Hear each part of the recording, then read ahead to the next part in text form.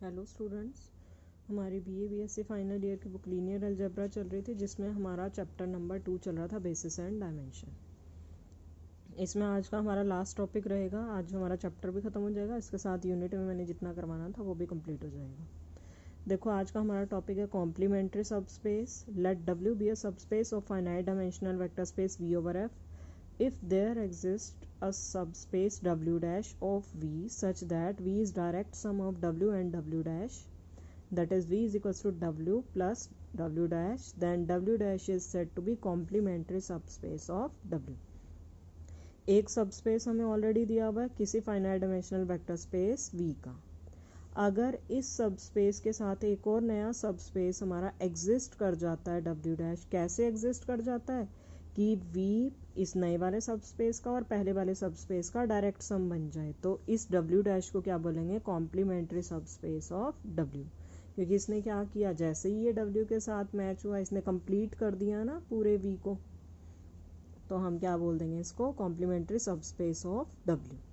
ठीक है, ये थ्योरम का प्रूफ आप अपने आप करोगे क्योंकि पीछे जो कल थ्योरम करवाई थी मैंने उसके जैसा ही है काफ़ी कुछ इसके अंदर, अपने आप देख लेना इसको। मैं इसका सिर्फ रिजल्ट बता रही हूँ।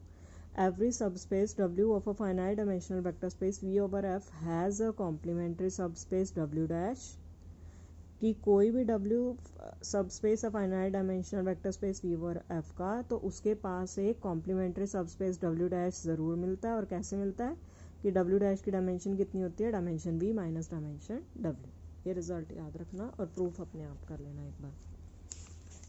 इस पे बेस्ड हम थ्योरम क्वेश्चंस देखते हैं एक बार। Let w1 w2 be subspace of Q cube if w1 and w2 are generated by this and this set respectively, then find the dimensions of w1 w2 w1 intersection w2 and w1 plus w2। आपको इन सब की क्या निकालनी है? Dimension निकालनी है। सबसे पहले देखो w1 इससे जनरेट हो रहा है, स्पैनिंग सेट दे दिया, हमें ये चेक करना है कि ये पूरा सेट एल आई है या इसका एक अकेला एलिमेंट एल आई है। एल आई कैसे चेक करेंगे? स्पैनिंग तो होगी यहाँ पे, दोनों का लीनियर कॉम्बिनेशन 0 के इक्वल लो और चेक करो कि वो दोनों स्केलर क्या 0 के इक्वल आ रहे हैं। लीनियर कॉम्बिनेशन 0 के इक्वल लिया, दोनों स्केलर 0 के इक्वल आ गए, इट मीन्स ये दोनों एलिमेंट कैसे हो गए? इकट्ठे होके एल आई बन गए। जैसे ही एल आई बने, स्पैन तो ये कर ही रहे थे, तो ये सेट क्या बन जाएगा? बेसिस बनेगा किसके लिए? w के लिए, w1 के लिए। तो w1 की डायमेंशन कितनी हो जाएगी? 2। ठीक है, ऐसे ही w2 की डायमेंशन कैसे चेक करोगे? और एक चीज़ और याद रखना, कोई भी सबस्पेस है उसकी डायमेंशन वेक्टर स्पेस से कम ही रहती है, या उसके इक्वल रहती है या उससे कम। तो w2 किसका? Q3 का सबस्पेस है ना, तो Q3 की डायमेंशन है कितनी? 3। तो w2 की भी डायमेंशन या तो 3 रहेगी या उससे कम रहेगी। यहाँ वेक्टर्स कितने दिए हुए हैं? 4। तो कैसे चेक करोगे? वही आपके पास दो मेथड है, या तो लीनियर कॉम्बिनेशन 0 के इक्वल लो या फिर मैट्रिक्स बनाओ, -1 2 2 2 2 -1 3 0 -3 2 -1 2। मैट्रिक्स बनाओ इसको, फिर रो एक्लन फॉर्म में कन्वर्ट करो। जितनी नॉन ज़ीरो रोज आ जाती हैं वो आपकी क्या बन जाएगी? डायमेंशन। और जो नॉन ज़ीरो रो हैं वो आपकी बन जाएगी बेसिस। ठीक है, ये वाला मेथड इजी रहेगा। तो w2 की भी डायमेंशन यहाँ पे कैसे आ जाएगी? w2 की जैसे इन्होंने निकाल लिया है, यहाँ पे 3 वेक्टर्स ये एल आई बन रहे हैं, तो w2 की डायमेंशन आ गई 3। w1 की आ गई, w2 की आ गई, w1 प्लस w2 की निकालनी है और w1 इंटरसेक्शन w2 की निकालनी है।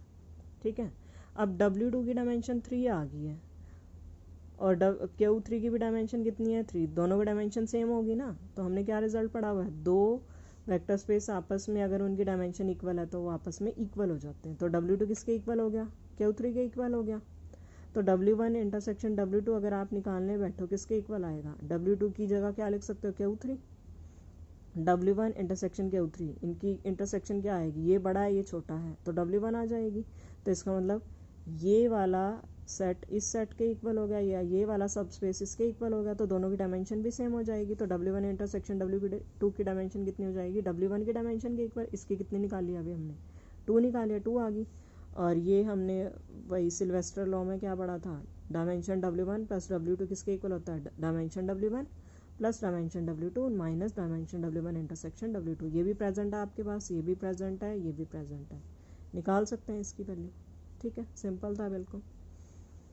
नेक्स्ट देखो अब, if W1 and W2 are subspaces of V, W1 की डायमेंशन 4 है, W2 की 5 है, V की है 7, तो हमें पॉसिबल वैल्यू निकालनी है किसकी डायमेंशन की, W1 इंटरसेक्शन W2 की।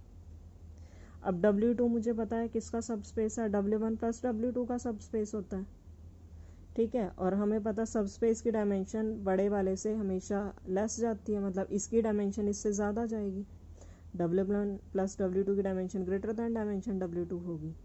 और ये सिल्वेस्टर लॉ से किसके इक्वल है, dimension W1 plus dimension W2 minus dimension W1 intersection W2। ये वैल्यू प्रेजेंट है, ये भी प्रेजेंट है, ये भी प्रेजेंट है। तो मेरे पास यहाँ से सिंप्लीफाई करके क्या बनेगा, dimension W1 intersection W2 is less than equals to 4। एक तो ये रिजल्ट आ गया कि इसकी डायमेंशन 4 या इससे कम ही जाने वाली है, ठीक है। मुझे पॉसिबल वैल्यू निकालनी है। और W1 प्लस W2 किसका सब स्पेस है, V का सब स्पेस है। V का सब स्पेस है तो इसकी डायमेंशन से लेस देन इक्वल्स टू जाएगी। इसकी डायमेंशन सिल्वेस्टर लॉ से किसके इक्वल है, इसके इक्वल है। और V की डायमेंशन कितनी है, 7। ये भी वैल्यू प्रेजेंट है, ये वैल्यू प्रेजेंट है, तो यहाँ से क्या रिजल्ट आ जाएगा, 2 less than equals to dimension W1 intersection W2।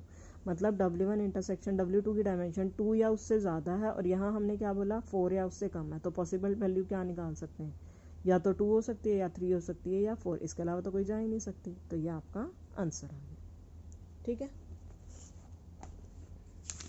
Next देखते हैं, if W1 and W2 are subspaces of the vector space R4 over R spanned by the sets S1 and S2 respectively, find the basis of W1 plus W2 and W1 और इनकी dimension निकालनी।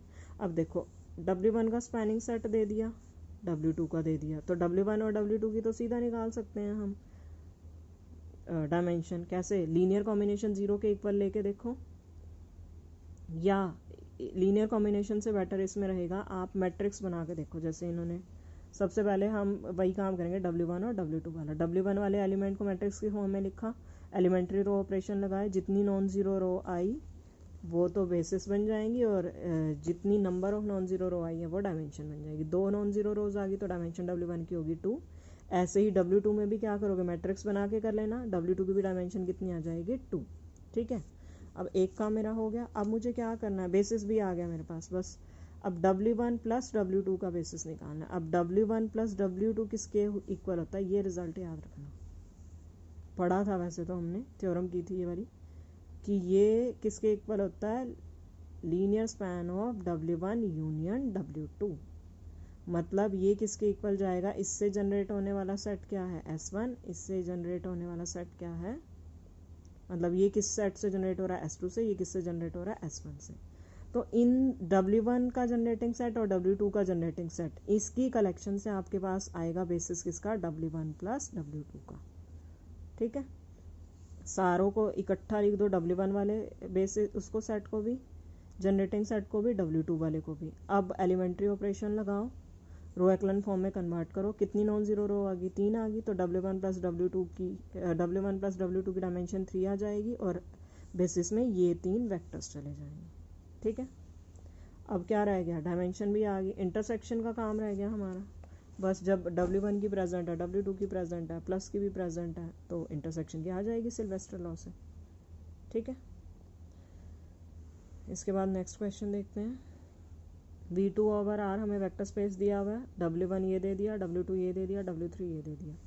ये prove करना पहले तो आपको। अब W1 ये है तो ऑब्वियसली इसका आप बेसिस सीधा ही निकाल सकते हो, क्या होगा, 1 0 होगा, सिंगलटन सेट है। इसका क्या जाएगा, 0 1 जाएगा, इसका क्या जाएगा, 1 1 जाएगा। सिंगलटन सेट है तीनों में, सिंगलटन सेट है ना तीनों, और नॉन ज़ीरो एलिमेंट है हर एक में, तो तीनों क्या हो जाएंगे, LI बन जाएंगे, बेसिस बन जाएंगे इसके लिए। तो तीनों की डायमेंशन कितनी आ गई, 1 आ गई। अब मुझे प्रूव क्या करना है, W1 और W2 के डायरेक्ट सम की जो डायमेंशन है वो 2 के इक्वल है, ठीक है।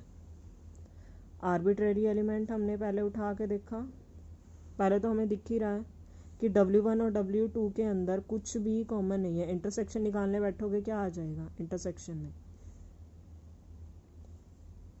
सिंगलटन 0 ही आ जाएगा ना पहले। मतलब मुझे डायरेक्ट सम अगर निकालना है इसका, तो मुझे वो 2 प्रॉपर्टी भी तो प्रूव करनी पड़ेगी, ये भी तो शो करना पड़ेगा डायरेक्ट सम वाली, कि एक तो इसके इंटरसेक्शन में 0 है, और v क्या है, डायरेक्ट सम किसका है, W1 और W2 का।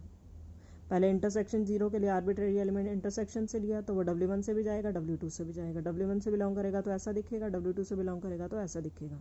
ये कह रहा सेकंड एलिमेंट 0 होना चाहिए, ये कह रहा फर्स्ट एलिमेंट 0 होना चाहिए। तो कंबाइन करके आप क्या बोल दोगे कि A और B दोनों 0 के इक्वल हो जाएंगे। तो इंटरसेक्शन में क्या हो गया, सिंगलटन 0 चला गया। अब मेरा प्रूफ क्या करना रह गया कि V क्या है, लीनियर सम है W1 और W2 का। आर्बिट्रेरी एलिमेंट V से उठाया, लिख सकते हैं इसको। ये किसका एलिमेंट है, W1 का, ये किसका W2 का। तो V क्या बन गया, लीनियर सम बन गया W1 और W2 का। लीनियर सम भी बन गया, इंटरसेक्शन भी 0 आ गई, तो क्या बन जाएगा, डायरेक्ट सम बन जाएगा। और अभी हमने डायरेक्ट सम की पढ़ी थी प्रॉपर्टी की, dimension of W1 direct sum W2 is equals to dimension W1 plus dimension W2। W1 की भी हमारे पास आई हुई है 1, W2 की भी 1 आई हुई है, तो इसकी क्या आ जाएगी, 2 आ जाएगी। यही प्रूव करना था। ऐसे ही W1 और W3 में करना है आपको। पहले इंटरसेक्शन वही सिंगलटन 0 के इक्वल प्रूव करो, सारा वही काम, लीनियर सम लिखा, इंटरसेक्शन 0 के इक्वल, बाकी सारा वही। सिमिलरली आप ये दोनों कर सकते हो, ठीक है। लास्ट क्वेश्चन देखते हैं इस चैप्टर का। Find a compliment of a subspace W generated by this and this in V। अब W इससे जनरेट हो रहा है, आपको इसका कॉम्प्लीमेंट निकालना है, ठीक है। अब ये Li सेट है हमारे पास, ठीक है। Here this is Li set of vectors as neither vector is multiple of other। क्योंकि दो वेक्टर्स में हमारे पास Li चेक करना इजी कैसे होता है कि अगर एक दूसरे का स्केलर मल्टीपल आ जाता है तो LD होता है, अदरवाइज Li है। तो इसका मतलब यही का यही सेट, जब ये जनरेटिंग सेट है Li ये हो गया तो ये बेसिस बन जाएगा W के लिए, ठीक है। अब ये ध्यान से देखना, ये अकेला क्वेश्चन ऐसा है जो कॉम्प्लीमेंट सबस्पेस निकालने के लिए बनाया हुआ है।